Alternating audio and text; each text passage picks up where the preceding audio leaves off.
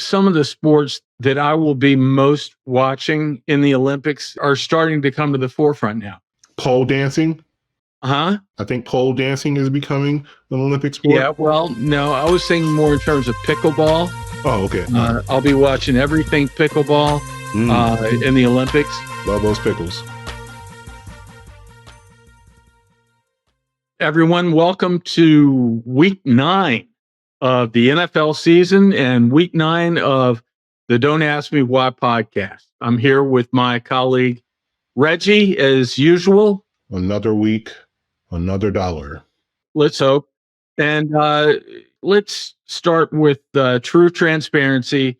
As we always talk about the previous week, the picks that we've made, how we did, how we stand on the year. You know, the truth is the last couple of weeks haven't been as good as the previous weeks, but we'll give you the tail of the tape. And then we'll, at the end of the show, give you the picks for this week, and we'll see how it goes from there. So this past week, week 8, as a team, myself and Reggie, we ended up at 1-4-1. Is that what you have, Reggie? Yeah, I believe so. 1-4-1, which brings us to a 18-16-2 record. 18-16-2, right. Not great, but as our friend from Hollywood Casino pointed out to us last week, if you are hitting against the spread at a percentage of around anything over 53, 54, you're doing something that folks in Vegas would be very happy to have throughout the year. So we have plenty of time to pick it up. It's a marathon. It's not a sprint. We'll do better and hopefully help you win a little bit of money going on throughout the rest of the year.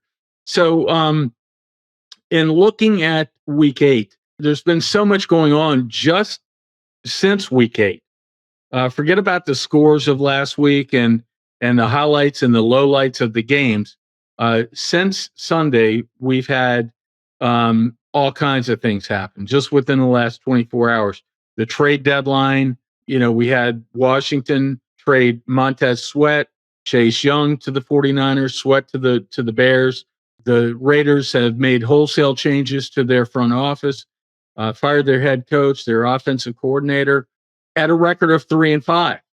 At week 8, you find some teams sending out a signal that, hey, we're already playing for 2024. We're throwing it, maybe not throwing in the towel.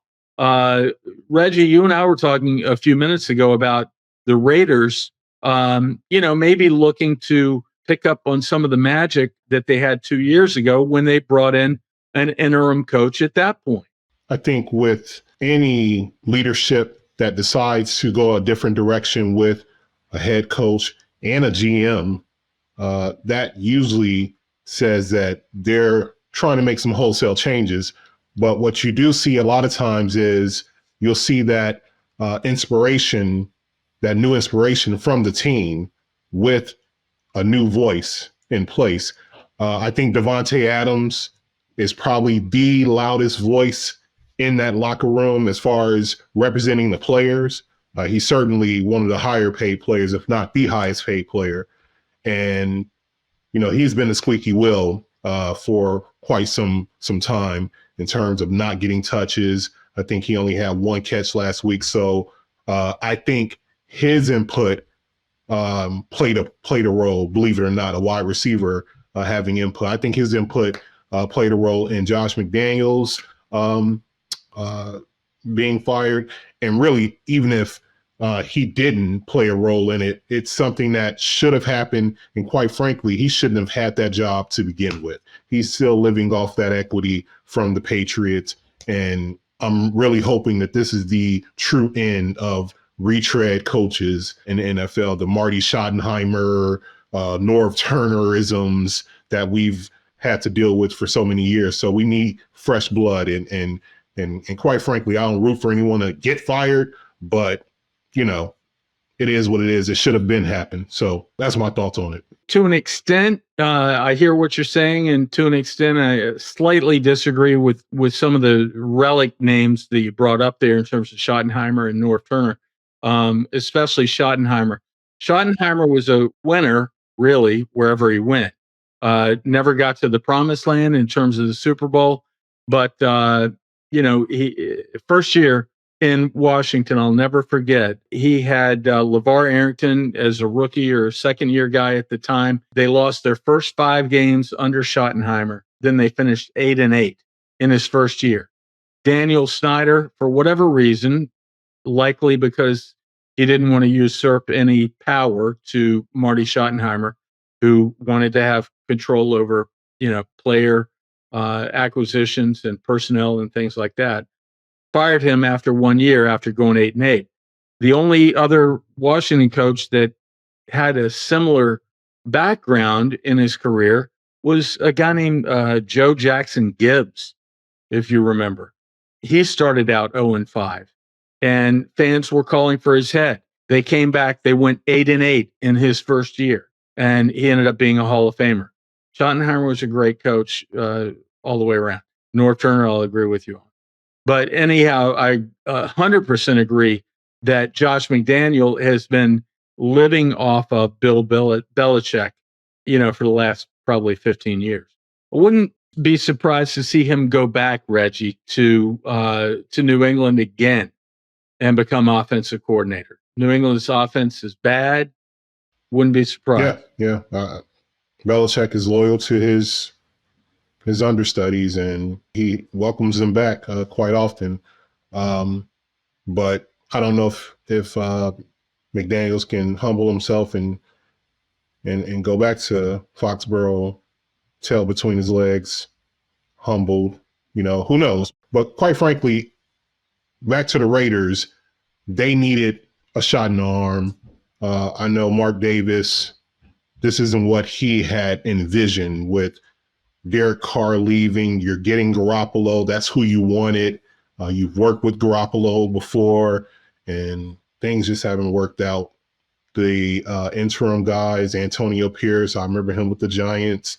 He's benching coming out the gate, making moves, benching the Garoppolo and bringing in Aiden O'Connor. So I like that move, those extreme moves. Let's see how it benefits them. And like I said, usually when those changes are made, it's a shot in the arm for the team, inspires them. They're going to come out on fire hosting the Giants this upcoming week, which I do have some action on. Probably no better time for the Raiders to have the Giants on their schedule. The Giants are like the Band-Aid that keeps on healing. Yeah. Again, so many things happen, but we can go back a little bit to the games last weekend and the highlights and the lowlights. I mean, to me, Will Levis for Tennessee, it's hard to say that a team has, solved their quarterback issue in one game, but my goodness, Will Levis looked phenomenal. And before the 3 touchdown passes to D-Hop that he had on Sunday, Tennessee had not had a touchdown pass over 30 yards in the previous games before that throughout the season. So I think that everyone probably in Nashville is thinking like, look, if you can get anything right now for Ryan Tannehill, take it and run because he's old news. Yeah, he's definitely his time has passed. I think he's done a remarkable job.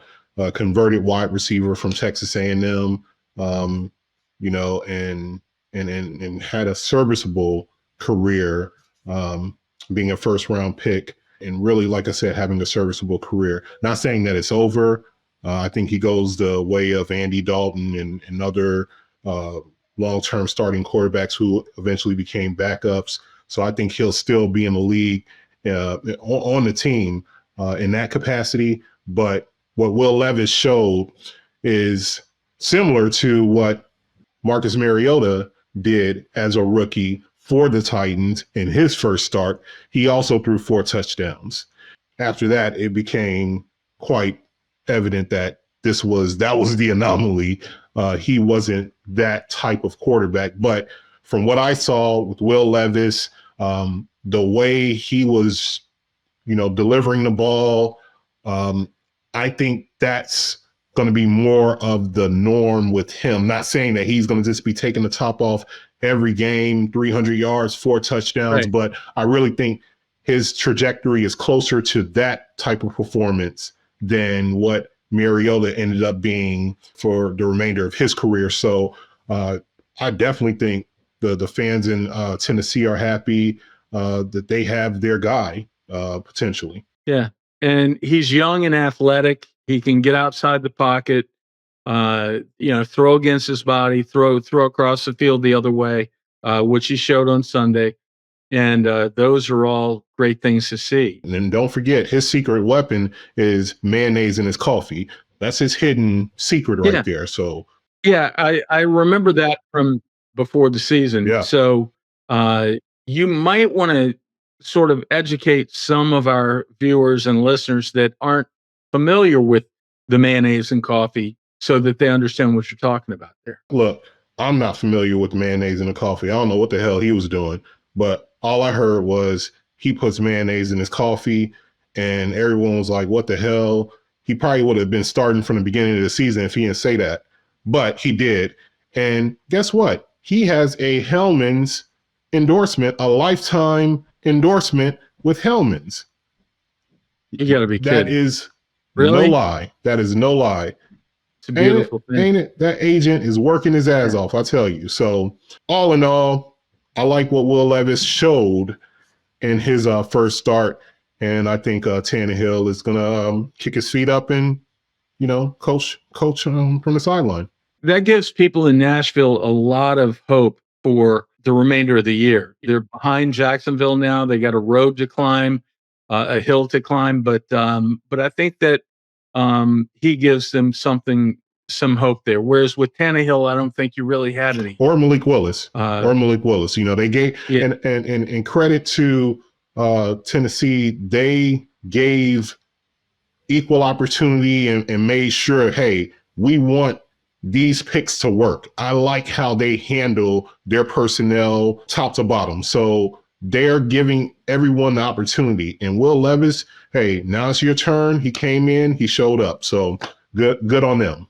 And the other quarterbacks that are being benched, and it's sort of that time of year for quarterbacks who are ineffective to start being benched. When you get to like this time of year, that's going back to, I think it was like week 2, we were talking about, quarterbacks that we expected that would be the first to be benched, before week 10. And that's because we knew that historically, that's just about when teams bench a starting quarterback that they've stuck with for the first half of the season. So we're seeing now Jordan Love being benched, Desmond Ridder being benched. I'm especially excited about Desmond Ridder being benched. I think that their backup can come in and make things happen. He did on Sunday, almost pulled it out. Yeah, I mean, he's a backup extraordinaire.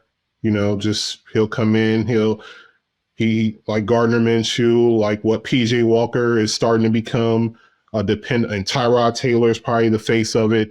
That backup who can come in and steady things, not lose the game for you, and make you threatening. It's going to be a somewhat of an improvement, but according to Arthur Smith, it's not permanent. But if Heineke goes in and wins a few games and they're still in contention in a weak NFC South, then you can't abandon what's working. So Heineke definitely gives them the better opportunity to win, but it's really 6 in one hand and half a dozen in other, in my opinion. Yeah. So we'll see on that. And Jordan Love just has not materialized into what Green Bay was hoping for as a successor to Aaron Rodgers. They kind of had the same formula where when Aaron Rodgers was drafted at the end of the first round, way back when, was that 04, 05? And right. And Favre was on his way out, and Favre would not retire. He would not concede the position. So Aaron Rodgers sat and waited for 3 to 4 years. Okay. Same with Jordan Love. He's waited for about 3 years. Finally got his opportunity, and he's not cashing in the same way Aaron Rodgers did when he finally got his opportunity. So I like how they kind of slow walk things. And so that's why they've had that similar kind of consistency that Pittsburgh has had with head coaches, that they've had with quarterbacks going back to the late 80s, from Don Mikowski to Favre to now Aaron Rodgers and then Jordan Love. So they were hoping to keep that same formula working, but who knows? It's up in the air now. Their GM or the owner were saying, hey, the clock is ticking, but as a Bear fan, oh well. Good luck and much non-success. So, you had brought up early on, like I think it was week 2, week 3, you had brought up the fact that, we shouldn't get too excited about any team, even the legacy great teams over the last 4 or 5 years that have been consistent.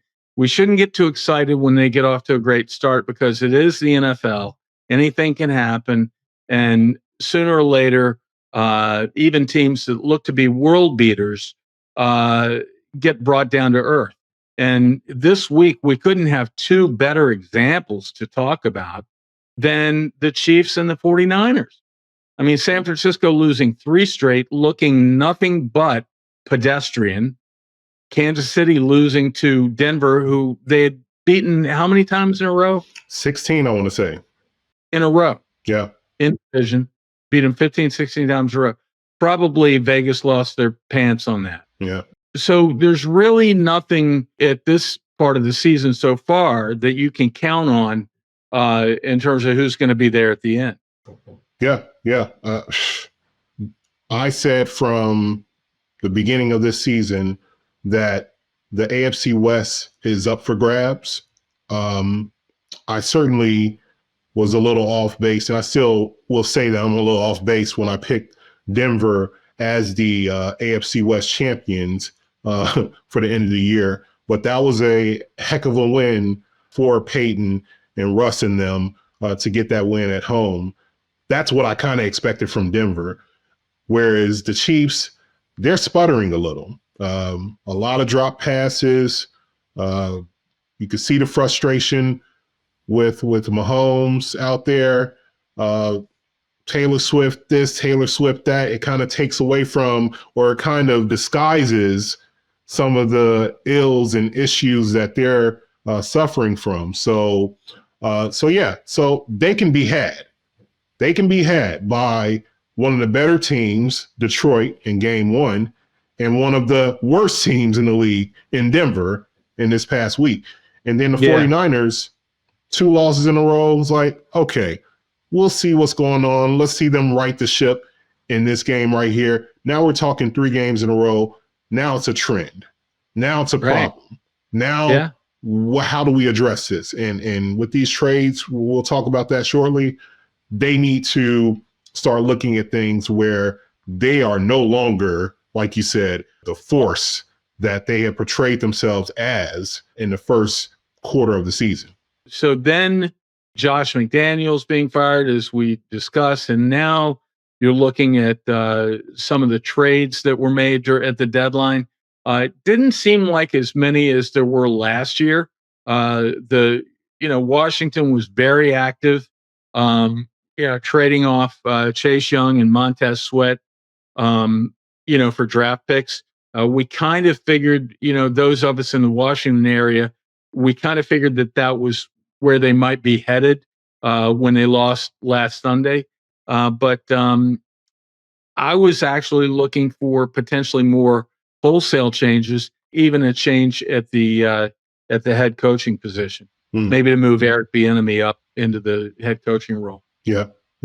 Like we said, I'm not sure how the new ownership wants to handle it. I think what's certain is that there will be changes at the head coaching position. And I think Rivera knows that. So that's going to happen. But as far as what has happened in terms of just the trades, the Montez Sweat and the Chase Young trades, one thing that I found interesting, and I kind of want your opinion on this because you're more entrenched on Washington affairs. Chase Young was traded for a 3rd-round pick. Okay, Right. the Niners gave up a 3rd-round pick.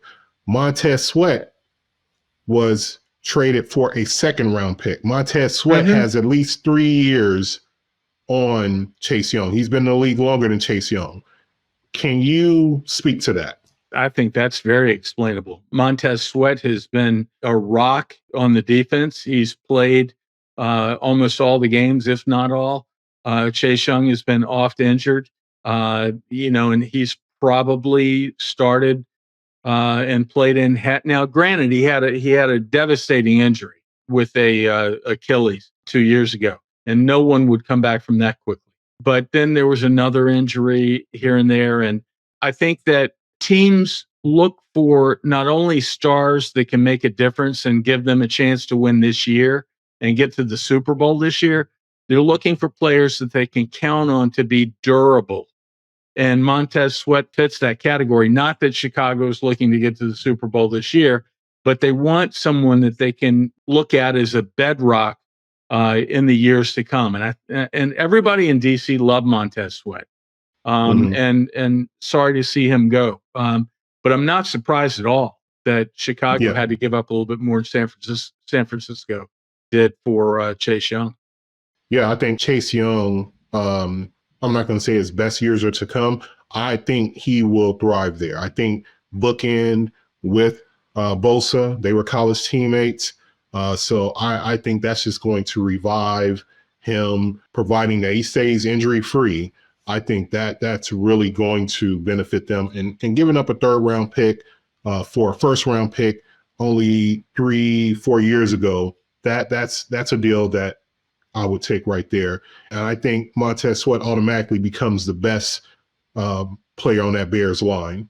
And so I think the Bears are right now test driving certain players, Montez Sweat being one, and looking to probably Will and Deal because they have the highest amount of cap space in the league. So I like what the Bears did getting Montez Sweat. So like you said, it was fast and furious, but some good activity in the last final 11th hour of the trade deadline. Yeah.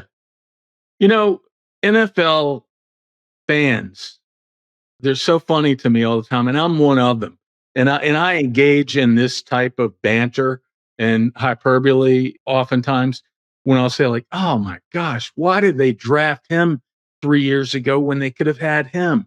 It happens all the time. There'll be guys that blow it up when they get in the league that become Hall of Famers, and people look back and they go like, "Oh my God, we could have drafted him." It's similar to the rest of the population in our own lives, right? We all look back and go, coulda, woulda, shoulda. Boy, I should have done this. I should have done that. And scouts, NFL personnel, people who hunt for the best talent all the time, they're not going to always get it right. And all that glitters is always not gold. Leonard Williams is another guy. He went to the Seahawks, got traded to the Seahawks. What I've heard on that is the consensus is generally that he's on the downside of his career, but yet at the same time can kind of maybe plug a hole for Seattle that they need, even if it's not on a full-time basis as a pass rusher. Yeah. I think he's just adding depth. His better years are past him. I know he hit double-digit sacks in his 3rd or 4th season with the Giants these past few years.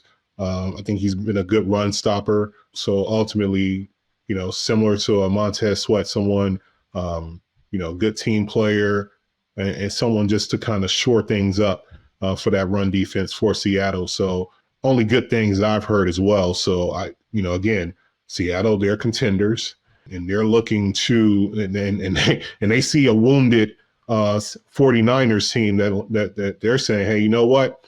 We are capable of winning this division. Matter of fact, we're number 1 in this division right now. So all we have to do is just kind of keep going and maintaining our winning ways and winning on the road in Baltimore would definitely be a sign of their winning ways. So, yeah. So, we're getting to the point within the year where a lot of teams have already shown their cards, so to speak. when it comes to what their intentions are for the rest of the year based on their current record. A lot of the 3-5 teams, the 2-6 teams have already kind of suggested via their moves that they're more looking toward the future and they're not really invested anymore in getting to the playoffs this year. But for those teams that are on the cusp, for those teams that are in the 4-4, maybe even some of the 3-5s and even 5-4s that still have their eyes set on making a big playoff push.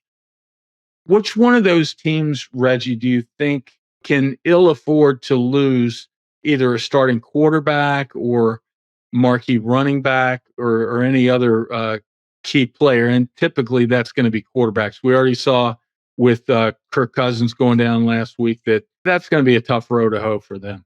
Yeah, I think Detroit saw that, and no one wishes injury on anyone, but Detroit, I think they feel a lot more comfortable as far as them sealing up the NFC North.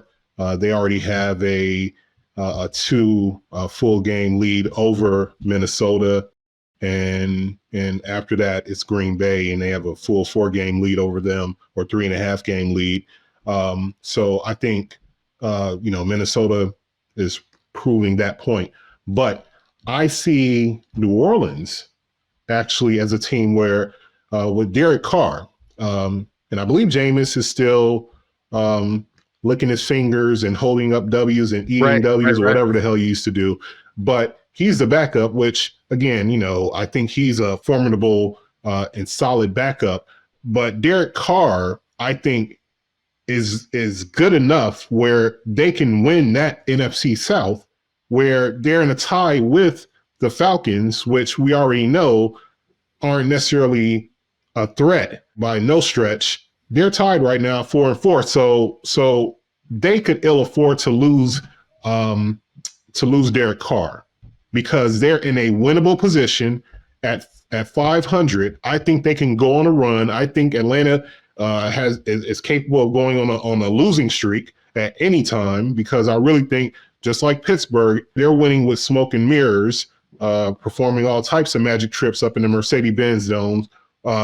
So I really think New Orleans is that team where they really need Derek Carr to be healthy in order for them to just stay healthy, win a division, get in the playoffs. I would kind of agree with you there. As far as Pittsburgh is concerned, though, one thing that is a little bit surprising to me that I wasn't privy to, I hadn't been looking that much at rankings up to this point, team rankings when it comes to team offense and team defense.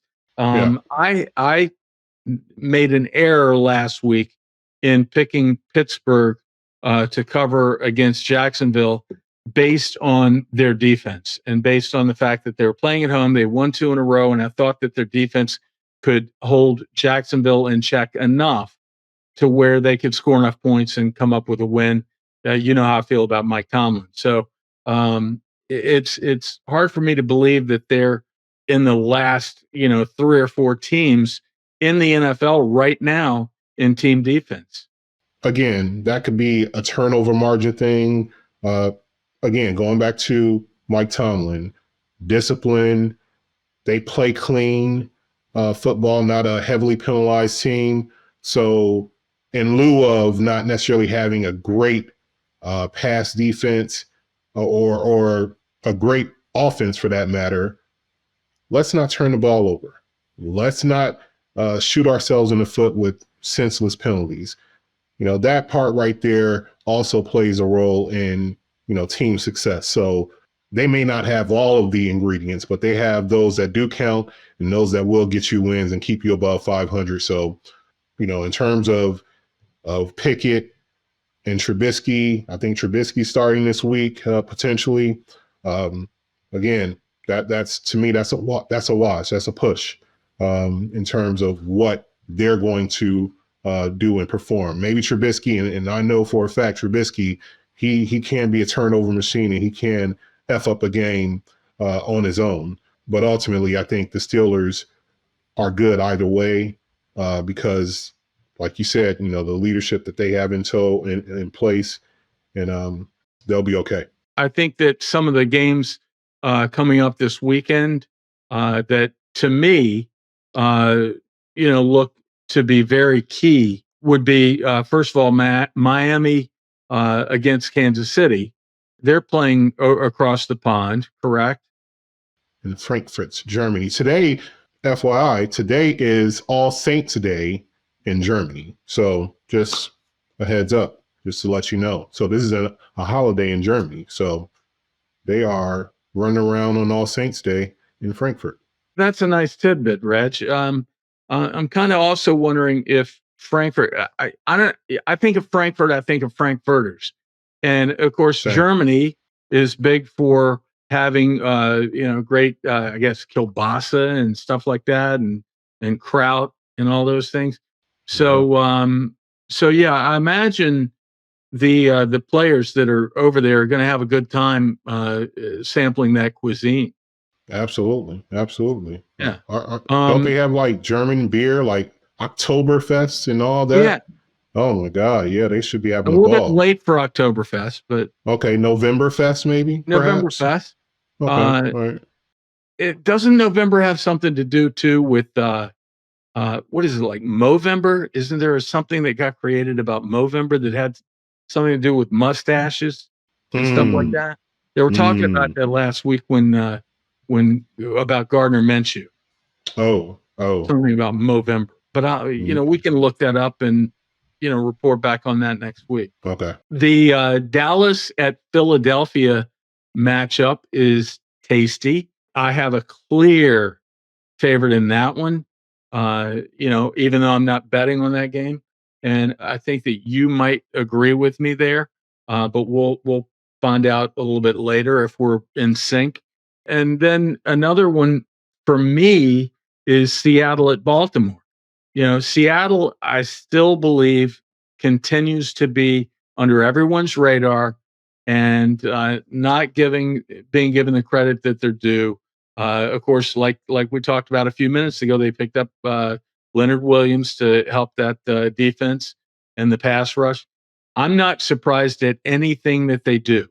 I find that when you get Seattle as an underdog, sizable underdog, that is appealing to me. But what do you think about that matchup, Seattle at Baltimore? I personally think that, and what's that line? Is that a 6-point line? 5.5 points. 5.5. Ravens laying 5.5, 6. I tend to lean towards the Ravens handling business over the past couple of weeks. They've flashed, and that game against Detroit really, it looked like things started clicking with the new offense. Lamar looks the best that he has in his career in the pocket, and there aren't that many design runs. He's killing you in the air, and then as a compliment, he can get you on the ground as well. So I think it's going to be an uphill climb for Seattle, but Seattle is good enough where they can make it a game and they could actually pull it out. So I think it's going to be a really good game, all in all. I think I'll be paying attention to that. I think also a sneaky game that will be tonight, the Titans and Steelers. That would be a good game right there because we've already spoken about just the Steelers. They're at home. This is an opportunity for them to stay in contention in the North, first and foremost. And we also get to see Will Levis on the road. See what he's made of. Yeah. So I like that matchup. That's kind of sneaky, Thursday night matchup. So I think that's going to be a good match right there. So let's move into the fan mail questions. I know we had some one guy we've heard from before, but Reggie, do you have those fan mail? Yes. Yeah. So fan mail. First off, we have Elijah from Provo, Utah. Wow. Okay. He said, "Hey guys, love the show so far. Earlier in the season, you all lauded the grit and competitiveness that Arizona displayed in their games throughout the season. With Kyler on his way back, do you see them as a possible wild card contender? That's a good question. I'll answer that. Yeah, please. Absolutely not. Absolutely not. Damn. I don't think there's a chance in hell. And secondly, I think it's looking very possible from what I've just read today that Kyler Murray may not play. Not this week, maybe not the rest of the year.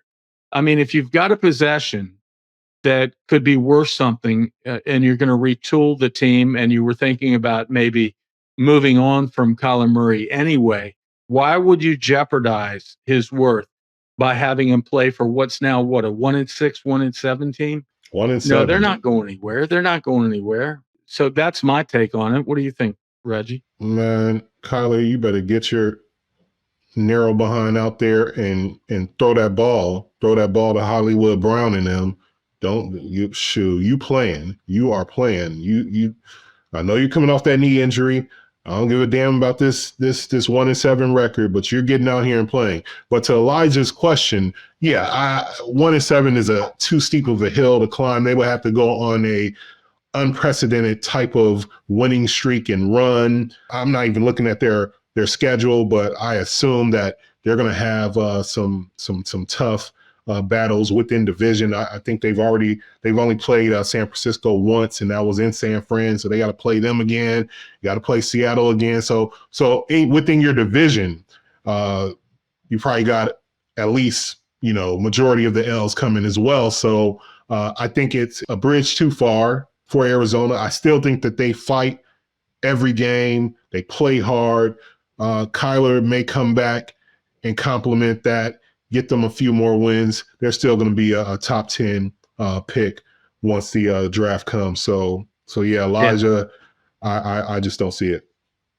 So our guy Freddie, my main man Freddie, he had a question a couple of weeks ago. I overlooked, so my bad, Freddie. We got you. He said, "I love your show, fellas." He agreed about the Julio Jones Hall of Fame discussion that we had. And he said he's on that line. So absolutely, he definitely is. It's not a shoe-in. But his question was, I do have a question for you. What do you think about flag football being an Olympic sport? And what do you think about NFL players playing in it? Kind of like the NBA. I know that Tyreek Hill has already thrown his name in the hat as far as wanting to play. And quite frankly, the NFL and these skill position players, these players who are running sub 4.4 routinely with pads on, oh my God, without pads, they would be menaces out there, and they would just tear things up. So really, we're looking at potentially the '92 Dream Team.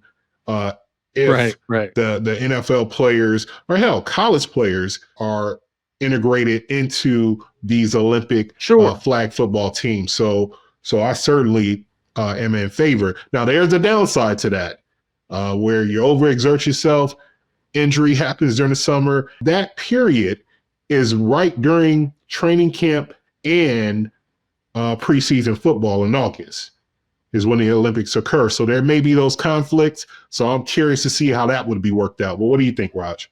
I think that some of the sports that I will be most watching in the Olympics in the years to come are starting to come to the forefront now.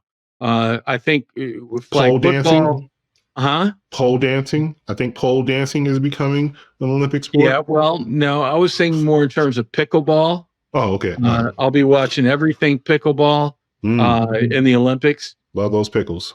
It's going to be a long time before anything can surpass curling for me. That's kind of my thing. That's a Winter Olympic, but I love me some curling. Oh man, they can work that damn push broom. The guys with the brooms, that is just, it's poetry is what it is on ice. Yes. It's better than figure skating. Absolutely. By far. Absolutely. So yeah, those are my favorite sports, and I'd be glad to see flag football get added to the mix. I'd be a big fan. I'd be watching, even if it's on at 3:00 in the morning. I'll be up watching. Oh, for sure. But the downside is just the conflict and will ownership and GMs and presidents of teams Would Yeah, they? no question about it. I certainly see the NFL potentially stepping in to protect their product. If they get too many big names, like a Tyreek Hill coming in saying, hey, Yeah. I want to play next year, there may be some, overruling that may occur. Absolutely. It happens in other sports when guys want to play in the Olympics. Yeah. And play in other international competitions where their teams push back. Because let's face it, at a pro sports level, it's a business in the ultimate sense. And these guys, you got so many millions of dollars invested in, they can tear an Achilles, whatever, playing a sport like that. Heck, guys have season-ending injuries in their own home. Yeah. Right? Yeah. So you don't want them out there taking chances like that. But at the same time, that it's hard to fight against guys that want to have a chance to represent their own country in the Olympic or international events and stuff like that. So that's a tough one there. So yeah, we've had great guests on throughout this season. We've had Chris from Hollywood Casino, who was on again last week. If you didn't see that episode last week, go back and watch it. Chris had a lot of insight in terms of the things that we're talking about that I wasn't aware of. We talked about, the handle, which is the amount of money that's bet, how much of that is college versus pro. We talked about the percentage of money that's made at this point in time on prop bets for different players, touchdowns scored, yards receiving, passing yards, touchdowns, all that. And a lot of that information was very enlightening to both of us, I'm sure. And he's such a great guest. So if you haven't seen last week's episode or show and I believe it was week 1, wasn't it, Reggie? It was week 1. Go back and watch those because Chris is a phenomenal guest, and he'll be on a few more times before the end of the year. We're looking to book some other marquee guests, hopefully with an NFL background that we're still working on, and hopefully they'll be coming up soon. So Reggie, let's go to the best part of the show, the rubber meets the road part of the show, which is our picks for week 9. Again, not a good last 2 weeks. We still have a winning record for the season, and we'll pick it up from here. So I'll let you start with your picks, Reg, for this week. Yeah. So, we don't cry over spilt milk. We poured another bowl of milk, and we spilt that again. So, three's a charm. So let's see what we do this week. I like the Eagles -3 hosting Dallas. Dallas doesn't look like the same Dallas. They look a little more threatening. I definitely see them going to potentially, the championship game. The way they are set up, the way their defense looks, Dak and CD, their connection is starting to look pretty electric. But at the same time, you got the Eagles. The Eagles have been there, done that. Most recent NFC East champs in the Super Bowl, A.J. Brown and Hurts. Unstoppable. Oh, man. The squeaky wheel gets the oil. They're dousing him with oil right now. I mean, consecutive 125-yard games. So 6 times. Six times, yeah. So I think only time in it. Yep. I think they're going to look for number 7 to surpass 125. So I do like the Eagles -3 hosting Dallas. I'm going with these big names, man. I'm not afraid. So I'm gonna head over to Germany. I like the Chiefs -1.5 at home versus Miami. Chiefs need to bounce back, and these receivers need to catch the ball. I'm sure that Patrick Mahomes will be on the sidelines when Miami's on the offense watching number 10 for Miami dip and dive and twist and turn and run past corners and just look, and the tears just going to slowly roll down his cheek as he sees Tyreek Hill just slice and dice. So I'm sure he is missing him. Nonetheless, I do think the receivers get the point that, hey, An unhappy Mahomes means that you may not get targets. So they're going to get their act together. I like their defense to kind of slow down Miami, but I do like the Chiefs -1.5 against Miami and Frankfurt. And finally, I like the Raiders -2 hosting the Giants at Allegiant.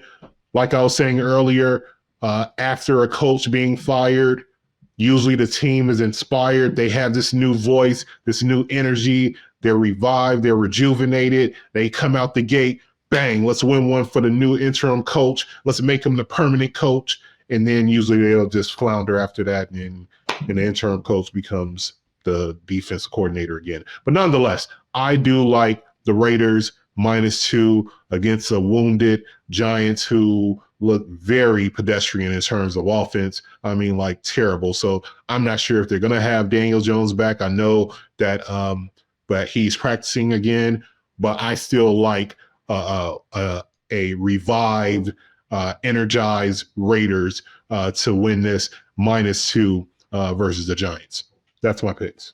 It seems like if you were going to pick that game, that maybe you could have come up with a, was sort of a name for that game. I don't know, the Toilet Bowl or the Mop Bucket Bowl. Something that would put in perspective what that matchup is. Bowl season is upcoming, so we can workshop it. We can workshop it. Absolutely. Yeah. I'm going to be, I think, a little bit going out on a limb, as I usually do with my picks, to an extent, and the one that really would fit that category of me going out on a limb is taking Seattle at Baltimore, getting 5.5 points. I know that Baltimore's on a roll, but I think that Seattle is going to be competitive against everyone that they play. I think 5.5 points is a nice number for them to get, even on the road. And when you got all those weapons on the outside that are all healthy like they are now, and Geno Smith playing the way he's playing, I gotta like that pick. I also like the Browns, who still remain the top defensive team in the league per ESPN. Although, with the amount of points they gave up against Indy 2 weeks ago, I don't really see how they stayed there. But I do like them coming back to get a much needed win at home against Arizona, who traded their starting quarterback this week and is starting a rookie. Cleveland's defense should eat up a rookie quarterback in his first start and win that game easily. They're favored by 8. I like Cleveland -8 at home against Arizona. I'll take a page out of Reggie's book. Reggie is typically the one of the two of us that plays an over/under bet. I'm going to go over on Indy at Carolina. Yes. This week. That's a over/under of 44 points. Indy's offense has certainly been in high gear the last couple of weeks, and Carolina got their first win last week, and then they're coming back home. So with the rookie and with Thielen playing at a high level, I think there'll be plenty enough points scored to get over that 44 number. Pop quiz: do you know who the starting quarterback is for Arizona now? Yeah, I can't remember his name. Clayton Tune. Who the hell is Clayton Tune? Oh, yeah. Oh my God. Sure, of course. His parents and his family are very familiar with him. Al Tune from the Jets, the wide receiver, and the Commanders. Yeah. No, but that was Toon. Oh. Yeah. Like a cartoon. Duh. Okay. And but Al Tune was great. He was phenomenal. Yes. Love me some Al. Yes.